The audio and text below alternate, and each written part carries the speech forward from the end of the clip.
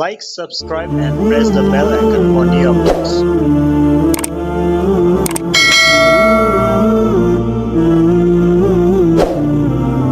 نحمده ونصلي ونسلم على رسوله الكريم اما بعد فاعوذ بالله من الشيطان الرجيم بسم الله الرحمن الرحيم وتلك حجتنا آتيناها إبراهيم على قومه نرفع درجات من نشاء ان ربک حکیم علیم ووهبنا له اسحاق ويعقوب كلا هدينا ونوحا هدينا من قبل ومن ذريته داود وسليمان وأيوب ويوسف وموسى وهارون وكذلك نجزي المحسنين وزكريا ويحيى وعيسى وإلياس كل من الصالحين وإسماعيل واليسع ويونس ولوطا وكلا فضلنا على العالمين ومن آبائهم وذرياتهم وإخوانهم واجتبيناهم وهديناهم إلى صراط مستقيم ذلك هدى الله يهدي به من يشاء من عباده ولو أشركوا لحبط عنهم ما كانوا يعملون صدق الله العظيم اللهم صل على سيدنا ومولانا محمد وعلى آل سيدنا ومولانا محمد وبارك وسلم ثم صل عليه. حضرت ابراہیم علیہ السلام کا تذکرہ چلا. حضرت ابراہیم علیہ السلام کے تذکرے میں سب سے پہلا سبق اس بات میں کہ انہوں نے اپنی قوم کے خلاف، اپنے والد کے خلاف کیسے اعلان کیا، کیسے توحید کا پیغام سنایا.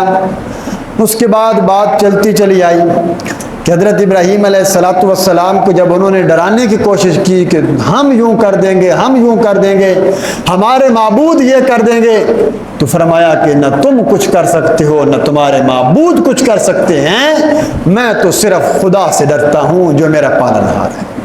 یہ ایک مومن بندے کا عقیدہ ہونا چاہیے، اور اس کے اندر یہ دلیری اور یہ جرت بھی ہونی چاہیے کہ وہ چھوٹی موٹی باتوں سے نہ ڈرے.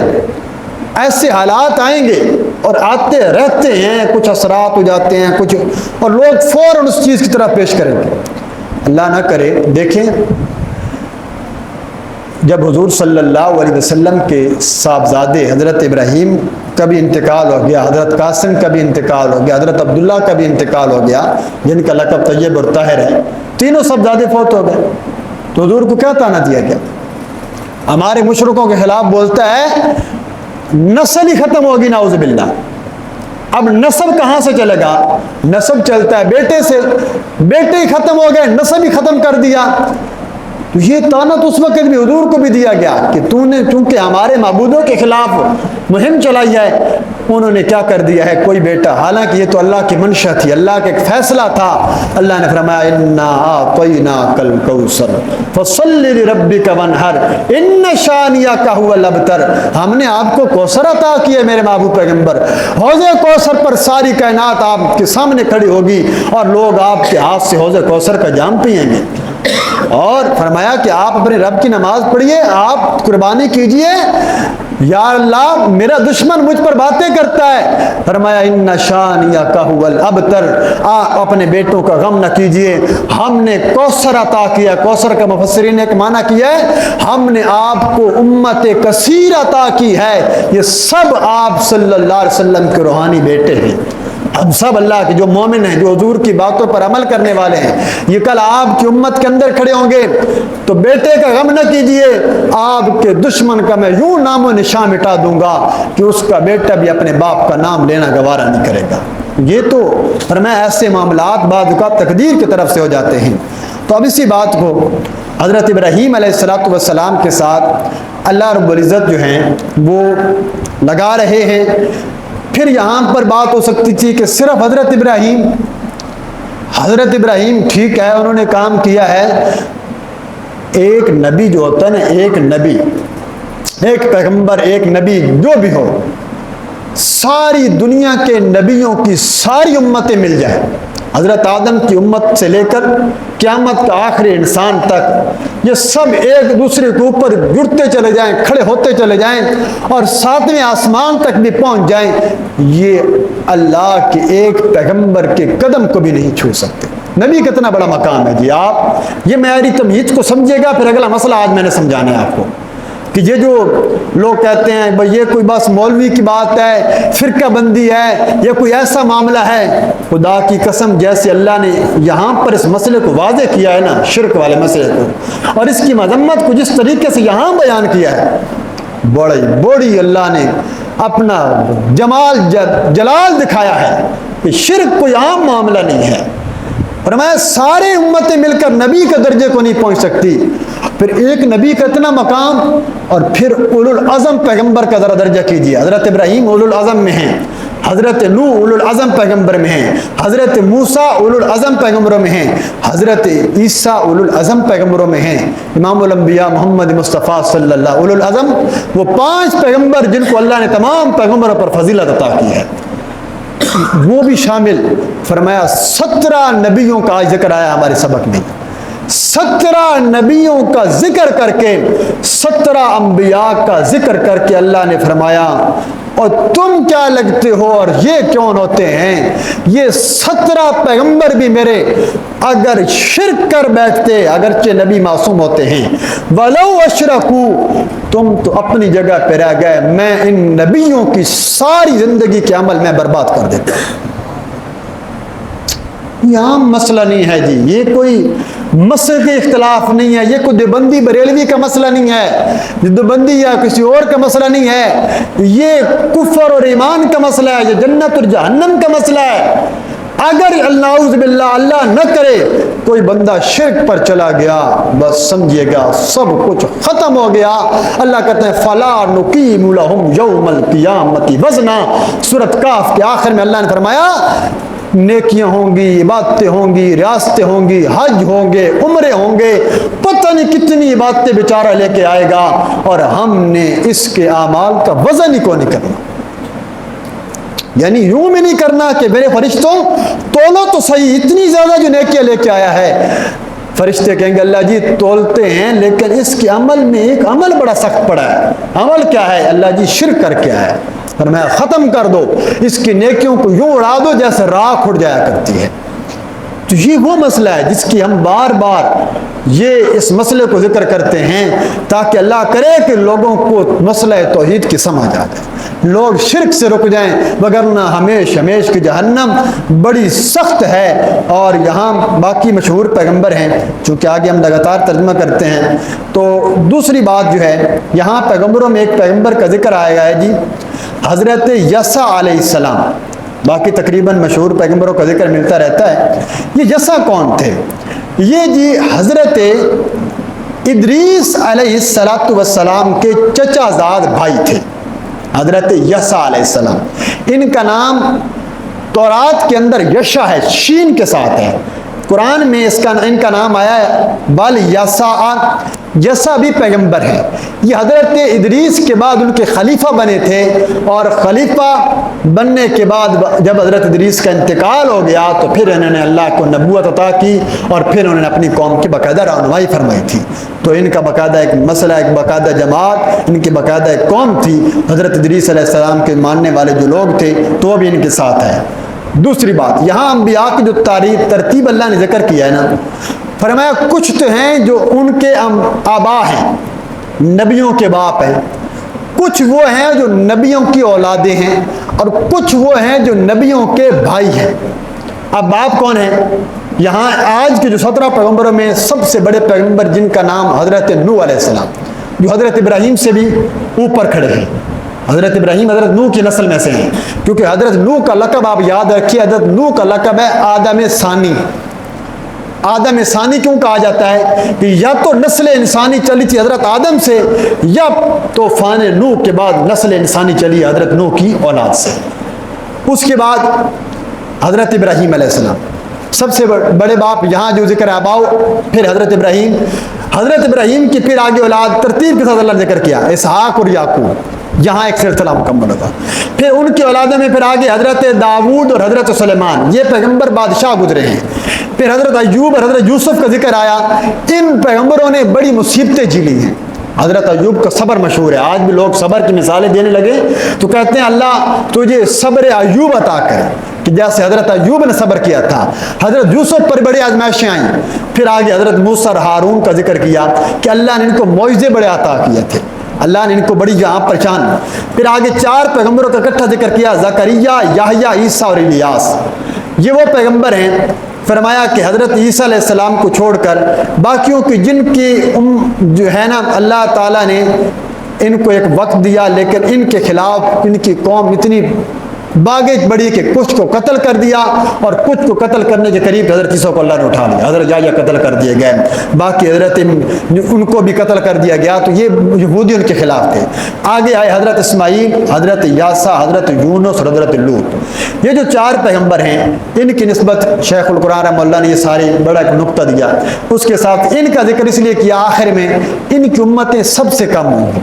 حضرت اسماعیل کا کیونکہ وہاں پر نسب ختم ہوا کہ وہاں کے بعد کوئی پیغمبر نہیں آیا، حضرت یاسا، یونس، لوط، ان کی امتیں بڑی تھوڑی تعداد میں، کیونکہ میں نے آپ کو حدیث پیش کی ہوئی ہے کہ قیامت کے دن جب لوگ آئیں گے اللہ کے نبی فرمائیں گے کہ ساری زندگی کی محنت کے بعد وقت کا پیغمبر جب خدا کے دربار میں آئے گا تو کسی پیغمبر کے ساتھ 80 لوگ ہوں گے، کسی کے ساتھ 40 لوگ ہوں گے، اور کچھ پیغمبر وہ بھی آئیں گے کہ ان کے ساتھ ایک امتی بھی نہیں ہوگا۔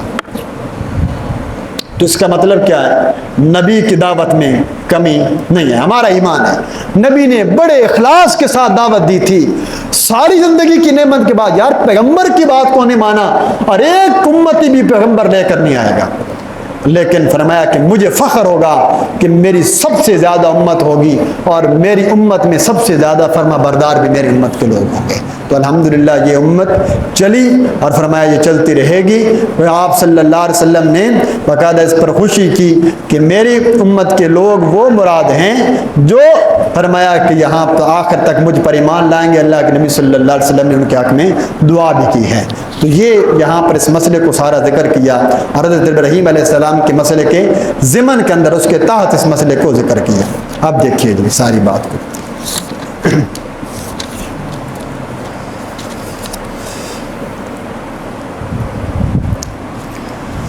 فرمایا وَتِلْكَ حُجَّتُنَا آتَيْنَاهَا إِبْرَاهِيمَ عَلَىٰ قَوْمِهِ وَتِلْكَ حُجَّتُنَا، اور یہ ہیں دلائل ہمارے، آتَيْنَاهَا إِبْرَاهِيمَ، جو ہم نے عطا کیے تھے حضرت ابراہیم علیہ السلام کو، عَلَىٰ قَوْمِهِ، ان کی قوم پر۔ ہم نے حضرت ابراہیم علیہ السلام کو ان کو بہت زیادہ دلائل عطا فرمائے تھے، اللہ نے ان کو معجزات عطا کیے تھے، جس کی وجہ سے، جن نمونوں کی وجہ سے، جن قدرت کے دائرے کو دیکھ کر قوم ان کے اوپر ایمان لانا چاہیے تھا، اللہ نے انہیں آگ جیسے عذاب سے بچا لیا۔ اللہ نے ان کو بڑے بڑے دلائل عطا کیے، نرفع درجات من نشاء، ہم اونچا کرتے ہیں، ہم بلند کرتے ہیں، درجات بہت سارے درجے، من نشاء جس کے چاہتے ہیں ہم درجے بلند کر دیا کرتے ہیں۔ ہم پیغمبروں میں سے بعضوں کو بعضوں پر فوقیت دے دیا کرتے ہیں۔ نفس نبوت میں حضرت آدم سے لے کر امام الانبیاء تک تمام پیغمبر برابر، نبوت ملنے میں سب برابر۔ پھر نبیوں اور رسولوں کا فرق آ گیا، پھر ان میں اولو العزم پیغمبر کا فرق آ گیا، پھر اولو العزم پیغمبروں میں سب سے افضل مقام ہم نے امام الانبیاء صلی اللہ علیہ وسلم کو عطا کیا ہے۔ یہ کیوں کیا؟ فرمایا نرفع درجات، ہم بلند کرتے ہیں درجے، من نشاء جس کے چاہتے ہیں، ان ربک حکیم علیم، بے شک تیرا پروردگار بڑی حکمتوں والا ہے، علیم علم والا ہے، جاننے والا ہے، جس کو چاہتا ہے درجے عطا کر دیتا ہے، جس کو چاہتا ہے مقام عطا کر دیتا ہے، جس کے بارے میں جو درجہ اللہ رکھ دیں اللہ سے کوئی پوچھنے والا نہیں۔ آئیے اللہ اپنے پیغمبروں کا ذکر کرنے لگے۔ حضرت ابراہیم اوپر موجود ہیں، وَوَهَبْنَا لَهُ إِسْحَاقَ وَيَعْقُوبَ، ہم نے عطا کیے تھے حضرت ابراہیم کو اسحاق بھی اور یعقوب بھی۔ اسحاق بیٹا، یعقوب پوتا۔ کُلًّا هَدَيْنَا وَنُوحًا هَدَيْنَا، ہر ایک کو ہم نے ہدایت عطا کی، ہر ایک کو ہم نے راستہ دکھلایا تھا۔ وَنُوحًا هَدَيْنَا، اور خاص طور پر وہ والا راستہ جو ہم نے حضرت نوح کو دکھایا تھا، من قبل، اس سے پہلے حضرت نوح کو جو ہم نے طریقہ دیا تھا، جو کتاب دی تھی، جو نبوت دی تھی، وہی ان کی نسل میں حضرت ابراہیم کو دے دی، حضرت اسحاق کو دے دی، حضرت یعقوب کو دے دی۔ وَمِن ذُرِّيَّتِهِ، اور اس نوح کی اولاد میں سے ہم نے بہت سارے پیغمبر رکھ دیے۔ نوح کی اولاد سے حضرت ابراہیم تک پیغمبر آئے، پھر حضرت ابراہیم کی اولاد میں حضرت اسحاق سے لے کر حضرت اسماعیل سے لے کر امام الانبیاء صلی اللہ علیہ وسلم تک جتنے بھی پیغمبر آئے وہ حضرت ابراہیم کی اولاد میں سے آئے۔ ان کی اولادوں میں سے حضرت نوح کی اولاد میں سے داؤد و سلیمان، داؤد پیغمبر ہم نے عطا کیے، و سلیمان، اور ان کے بیٹے سلیمان علیہ السلام، و ایوب، ہمارے پیغمبر ایوب، و یوسف، اور یوسف، و موسیٰ، اور موسیٰ، و ہارون، اور ان کے بھائی ہارون۔ یہ سارے کے سارے پیغمبر حضرت ابراہیم حضرت نوح کی نسل میں سے ہیں، ان کی اولادوں میں سے ہیں۔